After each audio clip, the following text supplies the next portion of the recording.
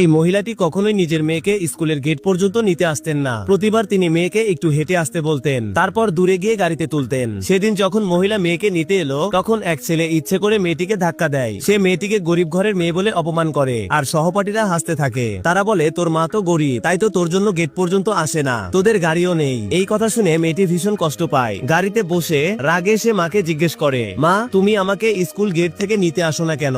মা হাসি মুখে বলেন, বাবু আমরা আমাদের সম্পত্তি লুকিয়ে রাখি। যদি সবাই জেনে যায় যে তুমি সবচেয়ে ধনী মানুষের মেয়ে, তাহলে তুমি কখনো সত্যিকারের বন্ধু পাবে না। মেয়েটি তখন মায়ের কথার মানে বুঝে যায়। এরপর সে ফোনে মায়ের একটা ছবি তুলে বাবাকে পাঠাতে চায়, কিন্তু ভুল করে সেই ছবি স্কুলের প্যারেন্টস গ্রুপে পাঠিয়ে দেয়। ছবিটা দেখেই সবাই সেই মহিলার প্রশংসা করতে শুরু করে, কিন্তু একজন অহংকারী মহিলা, যিনি নিজেকে গ্রুপের সিওর স্ত্রী বলে দাবি করতেন, তিনি হিংসায় জ্বলে ওঠেন। তিনি বলেন, এই লাক্সারি গাড়িটা তো আমার স্বামীর। তারপর তিনি আর কিছু মহিলা মিলে সেই গাড়ির কাছে চলে আসেন, যেন প্রমাণ করতে পারেন যে আগের মহিলা মিথ্যে বলছেন। মহিলা যখন দেখলেন গ্রুপে শেয়ার করা গাড়ির ছবিটা আসলেই তার নিজের গাড়ির মতো, তখন তিনি অবাক হয়ে যান, কারণ সেই গাড়ি চালাতো মাত্র দুইজন ড্রাইভার। তিনি নিজের ড্রাইভারকে জিজ্ঞেস করেন, গাড়িটার যত্ন নেয় কে? ড্রাইভার যখন দ্বিতীয় ড্রাইভারের নাম নেয়, তখন অহংকারী মহিলার মুখ ফ্যাকাশে হয়ে যায়, কারণ সেই দ্বিতীয় ড্রাইভারই ছিল তার স্বামী। সত্যি তখন ফাঁস হয়ে যায়। সে মহিলা তার স্বামীর পদমর্যাদার সুযোগ নিয়ে মিথ্যা বলেছিল যে সে সিওর স্ত্রী। এমনকি এই মিথ্যা বলেছিল যে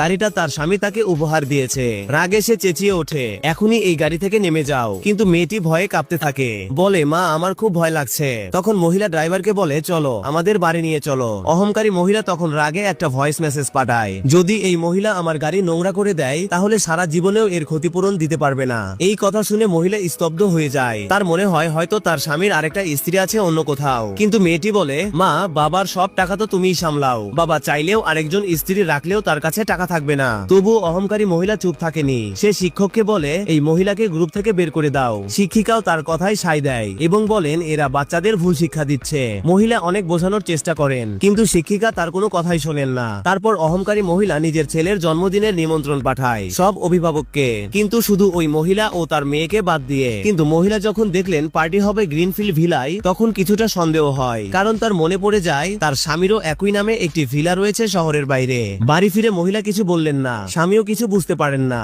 তখন মেয়েটি ঠিক যেমন মা শিখিয়ে দিয়েছিল তেমন করে বাবাকে কিছু প্রশ্ন করতে শুরু করে। সে ইঙ্গিত দেয়, আজ কেউ আমাদের লিমিটেড এডিশন গাড়িটাকে নিজের বলে দাবি করেছে। সিও তখন সব বুঝে যায়। তিনি প্রতিজ্ঞা করেন, আমি শুধু আমার স্ত্রীকেই ভালোবাসি। তারপর তিনি নিজের অ্যাসিস্ট্যান্টকে সত্যটা খুঁজে বের করতে পাঠান। মেয়েকে খুশি করার জন্য সিও পরের দিন এক আন্তর্জাতিক ট্রিপের প্ল্যান করেন। সবাই ব্যাকপ্যাক গুছিয়ে প্রস্তুত হয়ে যায়, কিন্তু খারাপ আবহাওয়ার কারণে ফ্লাইট বাতিল হয়ে যায়। তখন মহিলা সিদ্ধান্ত নেয় মেয়েকে নিয়ে গ্রিনফিল্ড ভিলায় যাবেন। ওদিকে অহংকারী মহিলা নিজের স্বামীকে, যে আসলে